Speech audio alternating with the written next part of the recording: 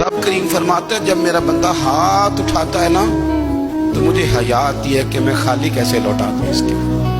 इतने बड़े बादशाह की बारगाह में, ओ भाई लोगों से इज्जतें तलाश करते हो तो वो क्या तुम्हें इज्जत देंगे? वो तो कल अच्छा कहते हैं, परसों बुरा कहने लग जाते हैं। लोगों के सामने गुड बुक में आना चाहोगे तो वो तो सवेरे तुम्हारे बारे में कुछ कहेंगे, शाम कुछ और कहेंगे। अपनी रूहानी जिंदगी आबाद करें, अपने मुसल्ले को वक्त दें और दुनिया से छुप कर, इस मोबाइल को बंद करके और अपने आप से भी छुप के और तन्हा होके छुपा के सारा कुछ अपने आंसू अपने रब की बारगाह में पेश करें, उसके हुजूर हाजिरी दें। सुनो ना तिरमिज़ी की हदीस और इसे याद रखना।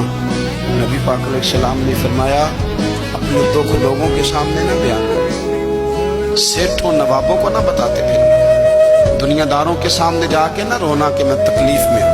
और मैं अगर दुनियादारों को दुख बताओगे, रब तुम्हें कभी गनी नहीं करेगा। और लोग हैं कि उल्टा मजाक उड़ाएंगे,